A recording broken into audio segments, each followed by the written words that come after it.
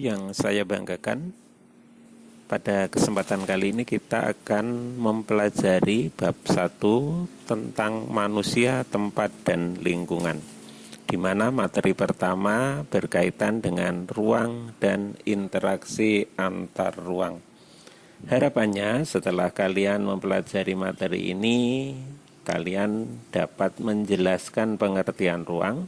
Yang kedua, dapat menjelaskan pengertian interaksi antar ruang. Dan yang ketiga, dapat menyebutkan contoh dan dampak interaksi antar ruang. Terlebih dahulu, marilah kita perhatikan keadaan atau lingkungan atau alam yang ada di sekitar kita. Coba perhatikan yang ada di lingkungan kalian. Sebagai contoh dalam gambar berikut saya perlihatkan, yang pertama adalah keadaan tentang kehidupan di pedesaan. Kemudian gambar yang kedua adalah keadaan atau kehidupan yang ada di perkotaan. Gambar yang ketiga adalah suasana yang ada di kelas kita atau di sekolah kita. Kemudian gambar yang keempat berupa keadaan yang ada di kehidupan laut. Nah, gambar-gambar ini menunjukkan sebagian dari materi yang akan kita pelajari, yaitu yang berkaitan dengan ruang. Untuk itu, apa kira-kira yang dinamakan dengan ruang itu?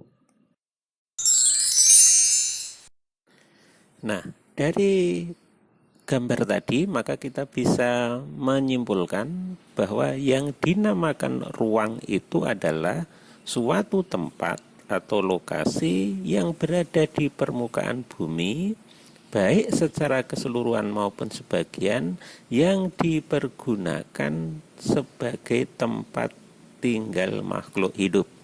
Sehingga anak-anakku, bahwa di mana saja selama di situ ada kehidupan makhluk hidup, maka itu namanya ruang. Bisa yang ada di dalam rumah kita, yang ada di kebun kita, yang ada di desa kita, yang ada di daerah-daerah di negara kita maupun wilayah di permukaan bumi. Setiap ruang satu dengan ruang yang lain memiliki potensi atau karakteristik yang berbeda-beda. Tidak ada satu ruang yang sama persis dengan ruang yang lain. Kita ambil contoh misalnya daerah pantai. Itu akan berbeda kondisinya, potensinya, hasilnya dengan daerah pegunungan. Daerah Bali akan berbeda potensinya, keadaannya dengan daerah istimewa Yogyakarta. Karena ruang yang satu memiliki ciri yang khas dan berbeda dengan ruang yang lain, ini yang menyebabkan terjadinya interaksi antar ruang. Apa yang dinamakan dengan interaksi antar ruang itu? Anak-anakku, interaksi antar ruang adalah hubungan atau keterkaitan antara ruang satu dengan ruang yang lain. Kenapa terjadinya interaksi antar ruang yang tadi sudah kita bahas, yaitu karena adanya perbedaan karakteristik di setiap ruang. Lalu kalau kita ditanya lagi, kenapa terjadi perbedaan ciri di ruang satu dengan ruang yang lain? Karena apa? Karena potensi, cara pengelolaan ruang, dan permasalahan yang ada di setiap ruang itu berbeda-beda. Nah, dari situ maka kita nanti akan dapati bahwa akan terjadi pergerakan atau interaksi antar ruang. Lalu bentuknya apa interaksi antar ruang? Bentuk interaksi antar ruang yang bisa kita lihat dalam kehidupan sehari-hari di lingkungan kita antara lain adalah pergerakan atau perpindahan manusia dari satu tempat ke tempat lain. Terjadinya perpindahan barang yang dihasilkan satu wilayah ke wilayah lain. Terjadinya perpindahan informasi dari satu ruang ke ruang yang lain. Lalu nanti bagaimana atau kenapa itu terjadi?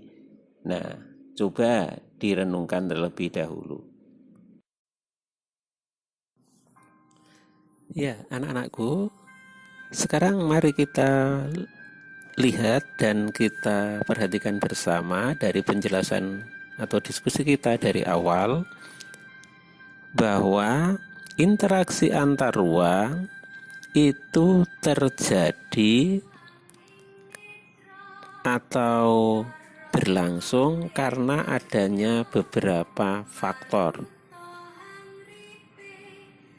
Faktor apa saja yang diperlukan sehingga terjadi interaksi antar ruang? Yang pertama adalah bahwa satu ruang atau satu wilayah dengan ruang atau wilayah yang lain itu akan melakukan interaksi sosial karena dapat atau bisa saling melengkapi atau sering dinamakan dengan komplementari. Sedangkan yang kedua adalah karena faktor kesempatan antara, intervening opportunity. Dan yang ketiga karena kemudahan transfer. Ya, sekali lagi bahwa ada 3 hal yang diperlukan sehingga terjadi adanya interaksi. Yaitu yang pertama adalah saling melengkapi, yang kedua kesempatan antara, dan yang ketiga kemudahan transfer. Lalu seperti apa bentuknya atau situasi yang menyebabkan terjadinya ketiga hal tersebut? Silakan yang bisa memberikan argumentasi bisa mengirimkan pesan ke saya lewat WA atau email atau lewat Google Classroom. Mari kita bahas satu persatu. Yang pertama adalah komplementari atau saling melengkapi. Interaksi antar ruang terjadi apabila satu wilayah atau satu ruang dengan ruang yang lain itu memiliki potensi hasil yang berbeda. Contohnya dalam gambar misalnya wilayah A ini surplus sayuran, berarti di sana penghasil sayuran. Sedangkan wilayah B adalah surplus ikan atau penghasil ikan. Masyarakat wilayah A akan membutuhkan ikan, sedangkan dia tidak menghasilkan. Masyarakat wilayah B akan membutuhkan sayuran, tetapi dia juga tidak bisa menghasilkan sayuran. Maka agar kebutuhannya bisa terpenuhi, masyarakat wilayah A akan mendatangkan ikan dari wilayah B dan mengirim sayuran ke wilayah B. Dengan demikian, maka kedua wilayah itu akan melakukan interaksi dan keduanya akan saling melengkapi. Ini adalah yang kedua adalah intervening opportunity atau kesempatan antara. Ini bisa kita ilustrasikan dalam gambar berikut di mana ada 3 wilayah A, B, dan C. Wilayah A penghasil sayuran. Wilayah B penghasil ikan. Wilayah C penghasil ikan. Kalau kita lihat, 2 wilayah yaitu B dan C sama-sama penghasil ikan. Sedangkan A tidak, maka nanti A akan mendatangkan ikan dari daerah lain. Lalu mana daerah yang akan dipilih sebagai sumber ikan untuk wilayah A, wilayah A bisa memilih antara B dan C dengan pertimbangan bahwa daerah mana yang nanti bisa mendatangkan keuntungan bagi wilayah A. Opportunity itu adalah kesempatan untuk memilih barang dari daerah lain yang lebih menguntungkan. Bisa dilihat dari harganya lebih murah, kualitasnya lebih baik, atau juga pelayanannya yang menarik. Kalau kita lihat dalam ilustrasi gambar ini, maka nanti daerah A akan mendatangkan ikan dari daerah C. Pertimbangannya adalah 3 hal itu paling tidak, dari harga, kualitas, dan pelayanan. Yang ketiga adalah kemudahan transfer. Kemudahan transfer ini juga menjadi faktor terjadinya interaksi antar ruang. Kenapa? Karena perpindahan manusia, barang, dan informasi itu akan dipengaruhi juga oleh bagaimana sarana dan prasarana yang ada bisa menunjang terjadinya interaksi. Contohnya misalnya kalau dalam ilustrasi gambar berikut itu adalah bahwa interaksi juga dipengaruhi oleh jarak antar wilayah, antar ruang satu dengan ruang yang lain, biaya transportasi, kemudahan dan kelancaran sarana prasarana transportasinya.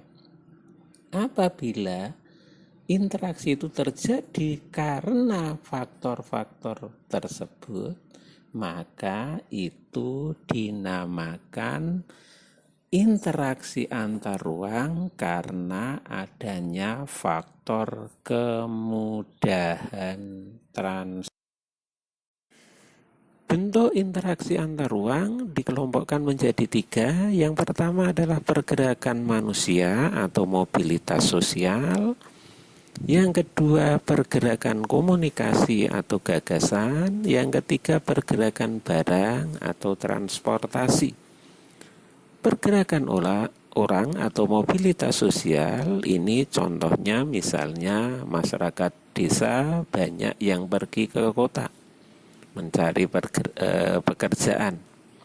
Sedangkan mobilitas komunikasi atau pergerakan komunikasi ini terjadi karena adanya berita di suatu daerah atau kejadian di suatu daerah yang nanti akan disebarluaskan ke daerah lain. Sedangkan pergerakan barang ini melalui sarana transportasi baik darat, laut maupun udara, sehingga barang-barang bisa dinikmati oleh masyarakat di daerah yang lain. Ini bentuk interaksi antar ruang. Dampak interaksi antar ruang antara lain yang pertama adalah berkembangnya pusat-pusat pertumbuhan. Pusat pertumbuhan adalah suatu wilayah yang dijadikan daerah perkembangan pembangunan, sehingga daerah itu dijadikan pusat pembangunan wilayah.